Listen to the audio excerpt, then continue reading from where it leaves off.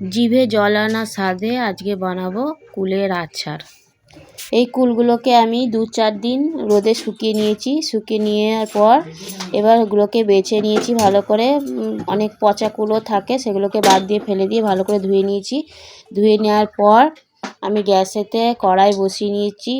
কড়াইয়ের মধ্যে সর্ষের তেল আর 5 ফোড়ন দিয়ে দিয়েছি। ওর মধ্যে 5-6টা শুকনো লঙ্কা চিড়ে তেলে দিয়ে দিয়েছি, তেল হওয়া পর্যন্ত। তারপর আমি কুলগুলোকে দিয়ে দিলাম। কুলগুলোকে সব কড়াইয়ে দিয়ে দেওয়ার পর কুলগুলোকে একটু নাড়াচাড়া করে নিলাম। তারপর কুলের উপর আমি লবণ আর হলুদ দিয়ে কুলগুলোকে একটু ভালো করে নাড়াচাড়া করে নেব, একটু সেদ্ধ হওয়া পর্যন্ত। তারপর আমি গুড়টা পুরো দিয়ে দেব। গুড়টা দিয়ে দেওয়ার পর কুলগুলোকে আবার নাড়াচাড়া করে নেব।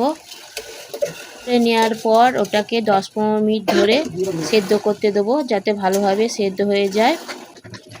এদিকে দেখো আমার ভালোভাবে সেদ্ধ হয়ে কুলগুলো সব ফেটে গেছে, ভালো সেদ্ধ হয়ে গেছে। সেদ্ধ হয়ে যাওয়ার পর সব শেষে আমি ভাজা মশলা দিয়ে দেবো। ভাজা মশলা দিয়ে আবারও নেড়ে নেবো। এই মশলাটি আমি আগেই তৈরি করে রেখেছিলাম। এটা গোটা ধনে, গোটা জিরে, গোটা মৌরি আর শুকনো লঙ্কা কড়াইয়ে ভেজে নিয়ে ওটাকে পেস্ট করে রেখে দিয়েছিলাম।